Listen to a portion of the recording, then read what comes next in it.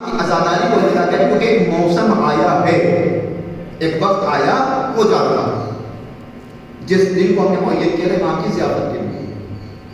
اگر آپ کی اوقات ہے تو آپ مجلس کے بغیر حسین کو بلوا کے دکھائیے۔ یہ مجلس ہے، یہ فلسفہ ہے کہ جس کے ذریعے سے، جس کے بہانے سے اہل بیت بھی آتے ہیں، امام حسین بھی آتے ہیں، فرشتے بھی آتے ہیں۔ آپ اس کے علاوہ چاہے کتنا اہتمام کر لیے اور آپ کہیے کہ مولا آپ گھر آ جائیے اور آپ کوئی گارنٹی سے کہتے کہ ہاں میرے گھر امام آئے ہوئے، یہ فلسفہ ہے کہ اگر خالص طریقے سے پاک تبرک ہو، پاک فلسفہ ہو، پاک نیت ہو، پاک ارادہ ہو اور پاک غذا ہو، اور تب انسان امام کو بلائے اور امام نہ ایسا ہو نہیں سکتا۔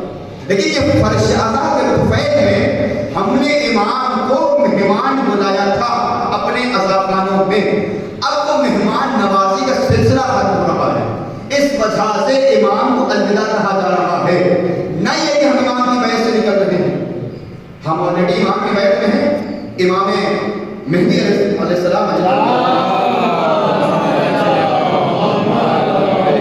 ہم بیعت میں ہیں، لہذا ہم ان کو الوداع نہیں کہہ رہے، ہم اس عزاداری کو، اس سلسلے کو الوداع کہہ رہے ہیں۔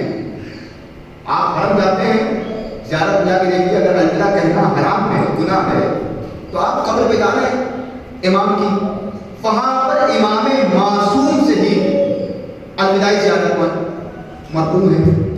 زیارت جب آپ دیکھیے، وہاں پر زیارت جب آپ پڑھیے گا حرم میں داخل ہونے کے بعد تو ودا لکھا ہوگا، اس میں آخر میں کہا ہوگا الوداعی زیارت۔ عاشورہ کے دن بھی آپ جو پڑھتے ہیں، دو زیارتیں ہیں، زیارت عاشورہ، ایک زیارت الوداع۔ یہ کیوں پڑھ رہے ہیں؟ امام سے جا کے پوچھیے کہ مولا ہم نے تو بلایا ہے امام حسین کو، آپ کا رخصت کر دو۔ یہ رخصت کیوں کر رہے ہیں؟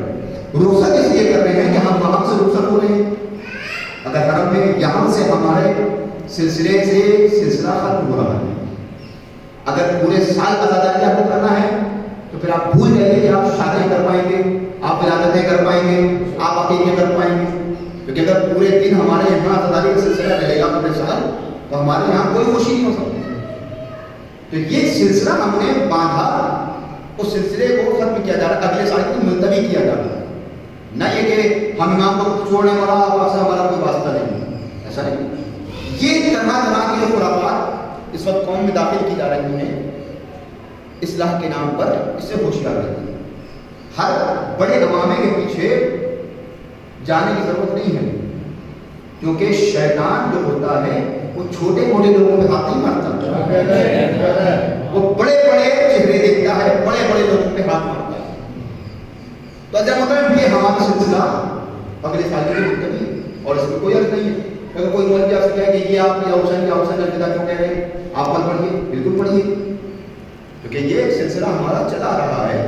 اور اگر ایسا ہوتا تو بزرگان سے عزاداری آج تو نہیں، 500 سال 600 سال 1,00,000 سال پرانی عزاداری ہے یہ، تو یہ عزاداری میں اگر ایسا کچھ ہوتا، بڑے بڑے دگج علماء اس نے آپ کی تو اوقات ہوتا ہے کچھ نہیں ہے، جب انہوں نے نہیں روکا تو آپ کون ہوتے نئی چیزیں لے کر آنے والے؟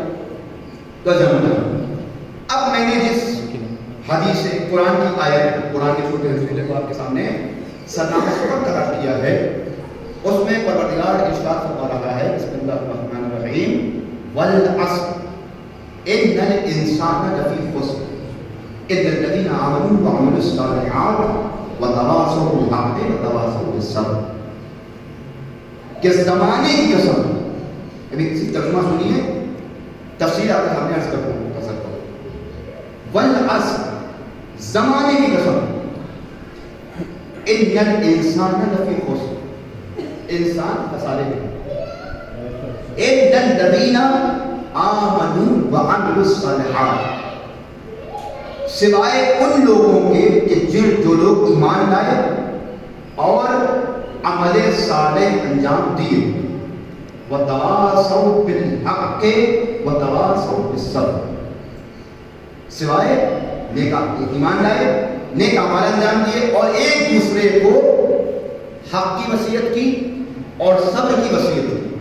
یہ قرآن کا ظاہری ترجمہ ہے۔